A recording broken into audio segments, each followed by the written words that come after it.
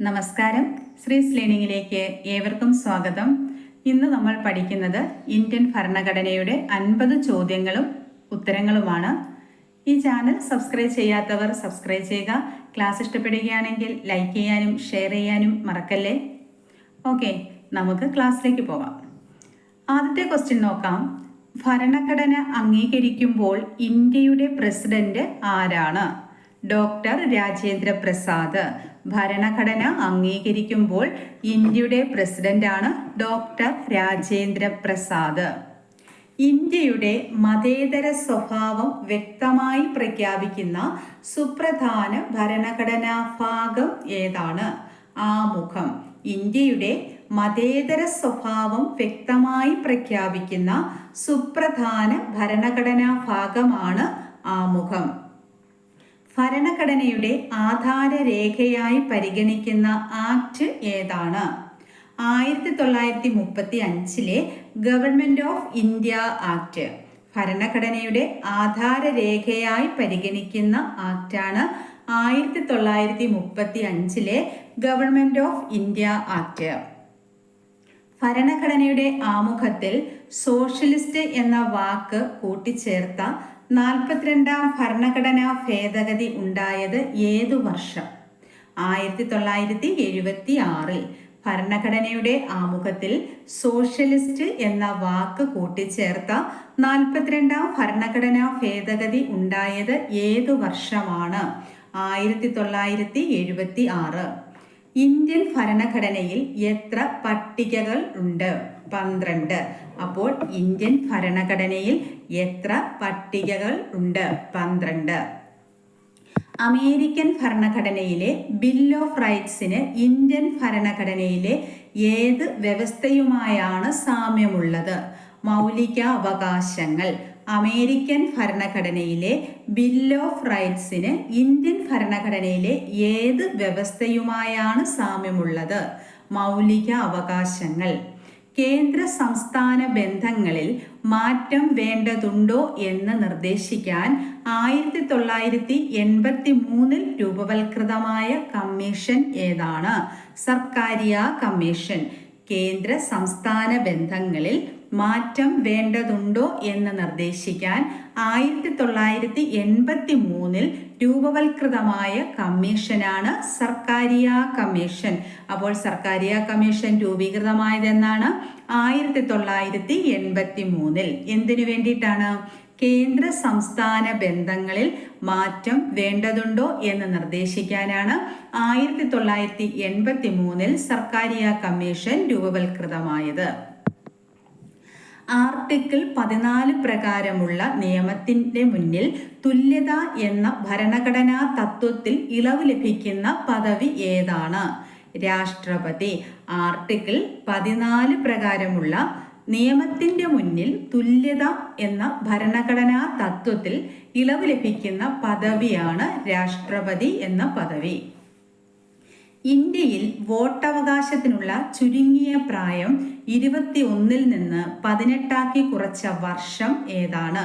1989. ഇന്ത്യയിൽ വോട്ടവകാശത്തിനുള്ള ചുരുങ്ങിയ പ്രായം 21 നിന്ന് 18 കുറച്ച വർഷമാണ് 1989.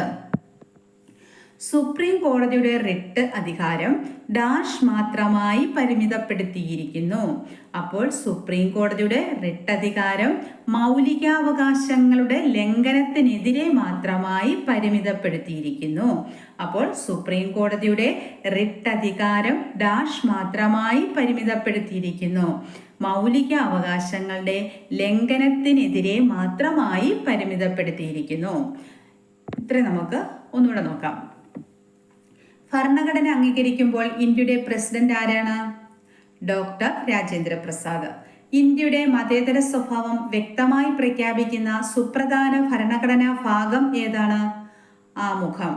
ഭരണഘടനയുടെ ആധാരരേഖയായി പരിഗണിക്കുന്ന ആക്ട് ഏതാണ്? 1935 ഗവൺമെന്റ് ഓഫ് ഇന്ത്യ ആക്ട്. ഭരണഘടനയുടെ ആമുഖത്തിൽ സോഷ്യലിസ്റ്റ് എന്ന വാക്ക് കൂട്ടിച്ചേർത്ത 42ാം ഭരണഘടനാ ഭേദഗതി ഉണ്ടായത് ഏതു വർഷമാണ്? 1976. ഇന്ത്യൻ ഭരണഘടനയിൽ എത്ര പട്ടികകൾ ഉണ്ട്? 12. അപ്പോൾ ഇന്ത്യൻ ഭരണഘടനയിൽ എത്ര പട്ടികകൾ ഉണ്ട്? 12. അമേരിക്കൻ ഭരണഘടനയിലെ ബിൽ ഓഫ് റൈറ്റ്സിന് ഇന്ത്യൻ ഭരണഘടനയിലെ ഏത് വ്യവസ്ഥയുമായാണ് സാമ്യമുള്ളത്? മൗലിക അവകാശങ്ങൾ. കേന്ദ്ര സംസ്ഥാന ബന്ധങ്ങളിൽ മാറ്റം വേണ്ടതുണ്ടോ എന്ന് നിർദ്ദേശിക്കാൻ 1983 രൂപവൽകൃതമായ കമ്മീഷൻ ഏതാണ്? സർക്കാരിയ കമ്മീഷൻ. ആർട്ടിക്കിൾ 14 പ്രകാരമുള്ള നിയമത്തിന്റെ മുന്നിൽ തുല്യത എന്ന ഭരണഘടനാ തത്വത്തിൽ ഇളവ് ലഭിക്കുന്ന പദവി ഏതാണ്? രാഷ്ട്രപതി. ഇന്ത്യയിൽ വോട്ടവകാശത്തിനുള്ള ചുരുങ്ങിയ പ്രായം 21 നിന്ന് 18 കുറച്ച വർഷം ഏതാണ്? 1989. സുപ്രീം കോടതിയുടെ റിട്ട് അധികാരം ഡാഷ് മാത്രമായി പരിമിതപ്പെടുത്തിയിരിക്കുന്നു. മൗലികാവകാശങ്ങളുടെ ലംഘനത്തിനെതിരെ. നിർദ്ദേശക തത്വങ്ങൾ എന്ന ആശയം ഏത് രാജ്യത്തു നിന്നുമാണ് കടമെടുത്തിരിക്കുന്നത്? അയർലൻഡ്. നിർദ്ദേശക തത്വങ്ങൾ എന്ന ആശയം ഏത് രാജ്യത്തു നിന്നുമാണ് കടമെടുത്തിരിക്കുന്നത്? അയർലൻഡ്. ഏകീകൃത സിവിൽ കോഡ് നടപ്പാക്കണം എന്ന് നിർദ്ദേശിക്കുന്ന ആർട്ടിക്കിൾ ഏത്? 44. ഏകീകൃത സിവിൽ കോഡ് നടപ്പാക്കണം എന്ന് നിർദ്ദേശിക്കുന്ന ആർട്ടിക്കിൾ ഏതാണ്? 44. മൗലിക കടമകൾ എത്രാമത്തെ ആർട്ടിക്കിളിലാണ് പ്രതിപാദിച്ചിരിക്കുന്നത്? 51A. മൗലിക കടമകൾ എത്രാമത്തെ ആർട്ടിക്കിളിലാണ് പ്രതിപാദിച്ചിരിക്കുന്നത്? 51A. അംഗമല്ലെങ്കിലും പാർലമെന്റിന്റെ ഇരുസഭകളിലും പങ്കെടുത്ത് സംസാരിക്കാൻ അവകാശമുള്ളത് ആർക്കാണ്? അറ്റോർണി ജനറലിനാണ്.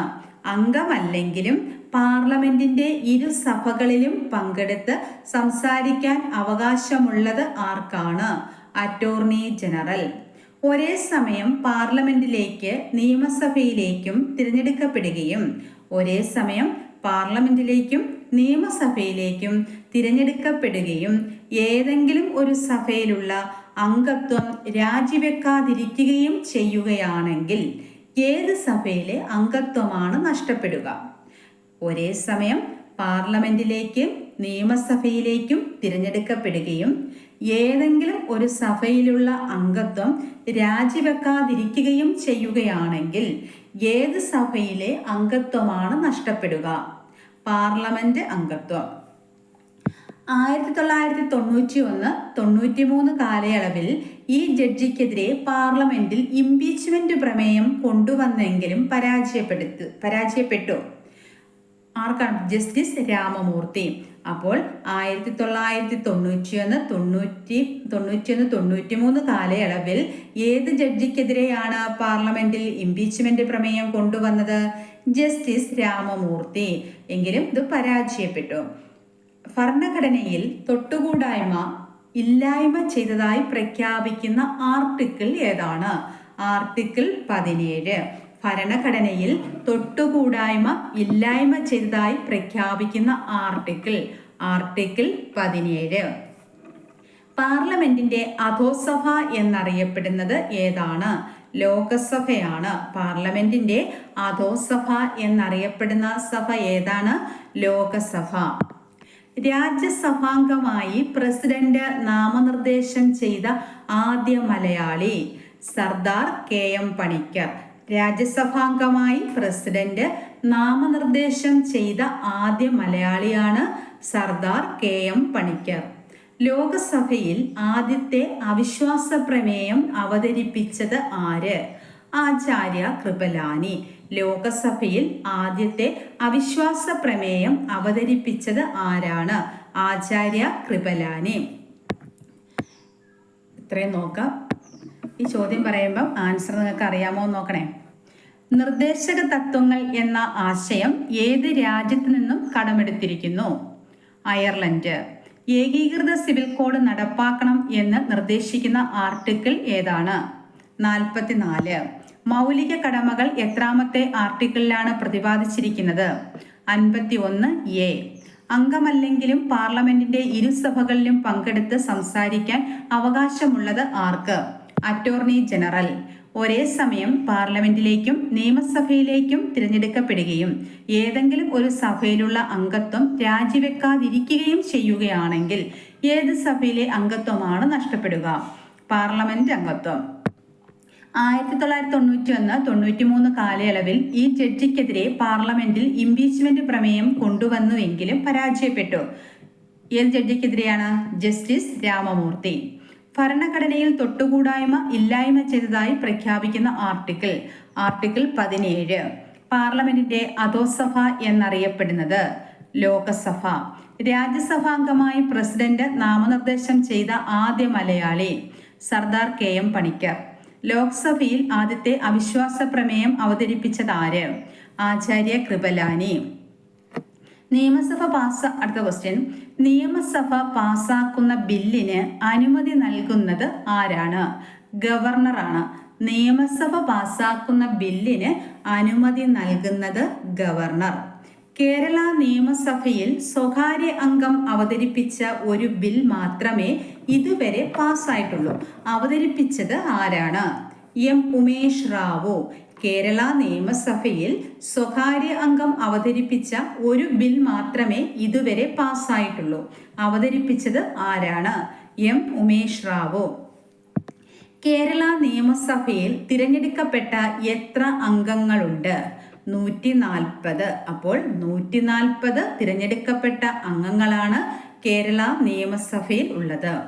സാധാരണ സാഹചര്യങ്ങളിൽ വിവരാവകാശ നിയമപ്രകാരം ചോദിച്ച വിവരങ്ങൾ നൽകേണ്ട കാലയളവ് എത്ര ദിവസമാണ്? 30 ദിവസം.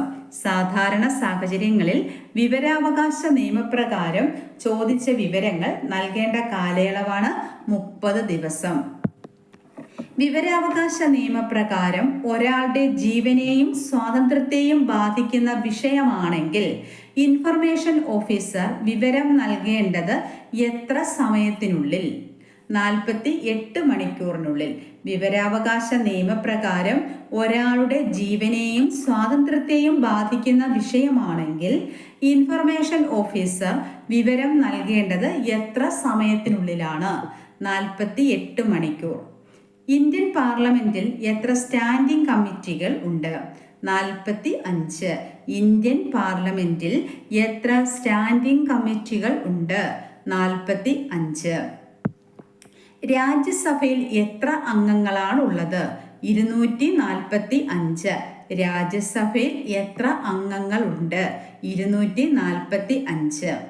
രാഷ്ട്രപതിയുടെ വിരമിക്കൽ പ്രായം എത്ര? വിരമിക്കൽ പ്രായം ഇല്ല. രാഷ്ട്രപതിയുടെ വിരമിക്കൽ പ്രായം എത്രയാണ്? വിരമിക്കൽ പ്രായം രാഷ്ട്രപതിക്ക് ഇല്ല. രാജ്യസഭാംഗമാകാനുള്ള ചുരുങ്ങിയ പ്രായം എത്രയാണ്? 30 വയസ്സ്. രാജ്യസഭാംഗമാകാനുള്ള ചുരുങ്ങിയ പ്രായം എത്ര വയസ്സാണ്? 30. പുതിയ സംസ്ഥാന രൂപവൽക്കരണം, സംസ്ഥാനങ്ങളുടെ അതിർത്തി മാറ്റൽ ഇവയ്ക്ക് അധികാരമുള്ള നിയമനിർമ്മാണ സഭ ഏതാണ്? പാർലമെന്റ്. പുതിയ സംസ്ഥാന രൂപവൽക്കരണം, സംസ്ഥാനങ്ങളുടെ അതിർത്തി മാറ്റൽ ഇവയ്ക്ക് അധികാരമുള്ള നിയമനിർമ്മാണ സഭ ഏതാണ്? പാർലമെന്റ്. ഇത്രയും നോക്കാം. ലോകസഭയിൽ ആദ്യത്തെ അവിശ്വാസ പ്രമേയം അവതരിപ്പിച്ചതാര്? ആചാര്യ കൃപലാനി. നിയമസഭ പാസാക്കുന്ന ബില്ലിന് അനുമതി നൽകുന്നത് ആര്? ഗവർണർ. കേരള നിയമസഭയിൽ സ്വകാര്യ അംഗം അവതരിപ്പിച്ച ഒരു ബിൽ മാത്രമേ ഇതുവരെ പാസ്സായിട്ടുള്ളൂ. അവതരിപ്പിച്ചത് ആരാണ്? M. ഉമേഷ് റാവു. കേരള നിയമസഭയിൽ തിരഞ്ഞെടുക്കപ്പെട്ട എത്ര അംഗങ്ങളുണ്ട്? 140. സാധാരണ സാഹചര്യങ്ങളിൽ വിവരാവകാശ നിയമപ്രകാരം ചോദിച്ച വിവരങ്ങൾ നൽകേണ്ട കാലയളവ് എത്രയാണ്? 30 ദിവസം. വിവരാവകാശ നിയമപ്രകാരം ഒരാളുടെ ജീവനെയും സ്വാതന്ത്ര്യത്തെയും ബാധിക്കുന്ന വിഷയമാണെങ്കിൽ ഇൻഫർമേഷൻ ഓഫീസർ വിവരം നൽകേണ്ടത് എത്ര സമയത്തിനുള്ളിലാണ്? 48 മണിക്കൂർ. ഇന്ത്യൻ പാർലമെന്റിൽ എത്ര സ്റ്റാൻഡിംഗ് കമ്മിറ്റികൾ ഉണ്ട്? 45. രാജ്യസഭയിൽ എത്ര അംഗങ്ങളുണ്ട്? 245. രാഷ്ട്രപതിയുടെ വിരമിക്കൽ പ്രായം എത്ര? വിരമിക്കൽ പ്രായം ഇല്ല. രാജ്യസഭാംഗമാകാനുള്ള ചുരുങ്ങിയ പ്രായം എത്ര? 30. പുതിയ സംസ്ഥാന രൂപവൽക്കരണം, സംസ്ഥാനങ്ങളുടെ അതിർത്തി മാറ്റൽ ഇവയ്ക്ക് അധികാരമുള്ള നിയമനിർമ്മാണ സഭ ഏത്? പാർലമെന്റ്. അടുത്ത ക്വസ്റ്റ്യൻ. ലോകസഭയിൽ ഒരു മന്ത്രിക്കെതിരെ അവിശ്വാസ പ്രമേയം അവതരിപ്പിക്കണമെങ്കിൽ ചുരുങ്ങിയത് എത്ര അംഗങ്ങളുടെ പിന്തുണ വേണം? 50. ലോകസഭയിൽ ഒരു മന്ത്രിക്കെതിരെ അവിശ്വാസ പ്രമേയം അവതരിപ്പിക്കണമെങ്കിൽ ചുരുങ്ങിയത് എത്ര അംഗങ്ങളുടെ പിന്തുണ വേണം? 50. ഓരോ സംസ്ഥാനങ്ങളിലെയും ലോകസഭാ സീറ്റുകൾ നിർണയിക്കുന്നത് എന്തിൻ്റെ അടിസ്ഥാനത്തിലാണ്? ജനസംഖ്യ. അപ്പോൾ ഓരോ സംസ്ഥാനങ്ങളിലെയും ലോകസഭാ സീറ്റുകൾ നിർണയിക്കുന്നത് എന്തിൻ്റെ അടിസ്ഥാനത്തിലാണ്? ജനസംഖ്യ. ഭരണഘടനയിൽ എത്ര മൗലിക കടമകൾ ഉണ്ട്? 11. ഭരണഘടനയിൽ എത്ര മൗലിക കടമകളാണ് ഉള്ളത്? 11. രാഷ്ട്രപതി രാജിക്കത്ത് നൽകേണ്ടത് ആർക്കാണ്? ഉപരാഷ്ട്രപതിക്കാണ്. രാഷ്ട്രപതി രാജിക്കത്ത് നൽകേണ്ടത് ആർക്കാണ്? ഉപരാഷ്ട്രപതിക്ക്. രാഷ്ട്രപതി അടിയന്തരാവസ്ഥ പ്രഖ്യാപിക്കുന്നത് ഡാഷ് എഴുതി നൽകുന്ന നിർദ്ദേശമനുസരിച്ചാണ്. ആരുടെ നിർദ്ദേശമനുസരിച്ചാണ്? പ്രധാനമന്ത്രി. അപ്പോൾ രാഷ്ട്രപതി അടിയന്തരാവസ്ഥ പ്രഖ്യാപിക്കുന്നത് പ്രധാനമന്ത്രി എഴുതി നൽകുന്ന നിർദ്ദേശം അനുസരിച്ചാണ്. ഏത് കമ്മിറ്റിയുടെ നിർദ്ദേശാനുസരണമാണ് കേന്ദ്ര വിജിലൻസ് കമ്മീഷൻ രൂപവൽകൃതമായത്? സന്താനം കമ്മിറ്റി. ഏത് കമ്മിറ്റിയുടെ നിർദ്ദേശാനുസരണമാണ് കേന്ദ്ര വിജിലൻസ് കമ്മീഷൻ രൂപവൽകൃതമായത്? സന്താനം കമ്മിറ്റി. ഭരണഘടനയുടെ ഏത് ആർട്ടിക്കിൾ അനുസരിച്ചാണ് സുപ്രീം കോടതിയുടെ ഭാഷ ഇംഗ്ലീഷ് ആക്കിയത്? 348. ഭരണഘടനയുടെ ഏത് ആർട്ടിക്കിൾ അനുസരിച്ചാണ് സുപ്രീം കോടതിയുടെ ഭാഷ ഇംഗ്ലീഷ് ആക്കിയത്? 348. സംസ്ഥാന ഭരണത്തിന്റെ എക്സിക്യൂട്ടീവ് ഹെഡ് ആരാണ്? ഗവർണർ. സംസ്ഥാന ഭരണത്തിന്റെ എക്സിക്യൂട്ടീവ് ഹെഡ് ആരാണ്? ഗവർണർ. കേന്ദ്രമന്ത്രിമാരുടെ ശമ്പളവും അലവൻസുകളും നിശ്ചയിക്കുന്നത് പാർലമെന്റ് ആണ്. കേന്ദ്രമന്ത്രിമാരുടെ ശമ്പളവും അലവൻസുകളും നിശ്ചയിക്കുന്നത് പാർലമെന്റ്. ഇത്രയും നോക്കാം. പുതിയ സംസ്ഥാന രൂപവൽക്കരണം, സംസ്ഥാനങ്ങളുടെ അതിർത്തി മാറ്റൽ ഇവയ്ക്ക് അധികാരമുള്ള നിയമനിർമ്മാണ സഭ ഏതാണ്? പാർലമെന്റ്. ലോകസഭയിൽ ഒരു മന്ത്രിക്കെതിരെ അവിശ്വാസ പ്രമേയം അവതരിപ്പിക്കണമെങ്കിൽ ചുരുങ്ങിയത് എത്ര അംഗങ്ങളുടെ പിന്തുണ വേണം? 50.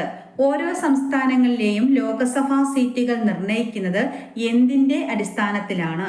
ജനസംഖ്യ. ഭരണഘടനയിൽ എത്ര മൗലിക കടമകൾ ഉണ്ട്? 11. രാഷ്ട്രപതി രാജിക്കത്ത് നൽകേണ്ടത് ആർക്കാണ്? ഉപരാഷ്ട്രപതി.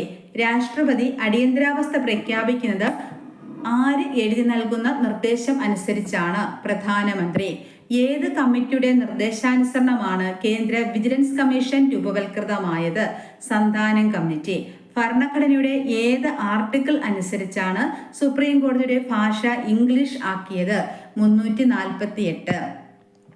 സംസ്ഥാന ഭരണത്തിന്റെ എക്സിക്യൂട്ടീവ് ഹെഡ് ആര്? ഗവർണർ. കേന്ദ്രമന്ത്രിമാരുടെ ശമ്പളവും അലവൻസുകളും നിശ്ചയിക്കുന്നത് പാർലമെന്റ്. അടുത്ത ക്വസ്റ്റ്യൻ. ധനകാര്യ ബിൽ ആദ്യം അവതരിപ്പിക്കുന്നത് ഏത് സഭയിലാണ്? ലോകസഭയിൽ. ധനകാര്യ ബില്ല് ആദ്യം അവതരിപ്പിക്കുന്നത് ഏത് സഭയിലാണ്? ലോക്സഭ. പാർലമെന്റിന്റെ അനുമതി ലഭിച്ചില്ലെങ്കിൽ ഓർഡിനൻസിന്റെ കാലാവധി എത്രയാണ്? 6 ആഴ്ച. പാർലമെന്റിന്റെ അനുമതി ലഭിച്ചില്ലെങ്കിൽ ഓർഡിനൻസിന്റെ കാലാവധി എത്രയാണ്? 6 ആഴ്ച. സർക്കാർ ചെലവുകളുടെ കൃത്യതയും യുക്തിയും മറ്റും വിലയിരുത്തുന്ന പാർലമെന്ററി കമ്മിറ്റി ഏതാണ്? Public accounts committee. സർക്കാർ ചെലവുകളുടെ കൃത്യതയും യുക്തിയും മറ്റും വിലയിരുത്തുന്ന പാർലമെന്ററി കമ്മിറ്റി ഏതാണ്? Public accounts committee. 1955 citizenship act പ്രകാരം ഇന്ത്യൻ പൗരത്വം എടുക്കാൻ എത്ര മാർഗങ്ങളുണ്ട്? 4. 1955 സിറ്റിസൺഷിപ്പ് ആക്ട് പ്രകാരം ഇന്ത്യൻ പൗരത്വം എടുക്കാൻ എത്ര മാർഗങ്ങളാണ് ഉള്ളത്? 4. നികത്തപ്പെടാതെ കിടക്കുന്ന സംവരണ തസ്തികകൾ തുടർന്നുള്ള വർഷങ്ങളിലും നികത്താമെന്ന് വ്യവസ്ഥ ചെയ്യുന്ന ഭരണഘടനാ ഭേദഗതി 81 ഭേദഗതി. നികത്തപ്പെടാതെ കിടക്കുന്ന സംവരണ തസ്തികകൾ തുടർന്നുള്ള വർഷങ്ങളിലും നികത്താമെന്ന് വ്യവസ്ഥ ചെയ്യുന്ന ഭരണഘടനാ ഭേദഗതി എത്രയാണ്? 81-ാം ഭേദഗതി.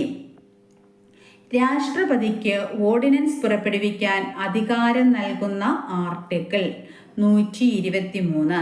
രാഷ്ട്രപതിക്ക് ഓർഡിനൻസ് പുറപ്പെടുവിക്കുവാൻ അധികാരം നൽകുന്ന ആർട്ടിക്കിൾ എത്രയാണ്? 123. പരമോന്നത കോടതികൾക്ക് പുറമെ വധശിക്ഷ റദ്ദാക്കാൻ ഉള്ള അധികാരം ഉള്ളത് ആർക്കാണ്? രാഷ്ട്രപതിക്ക്.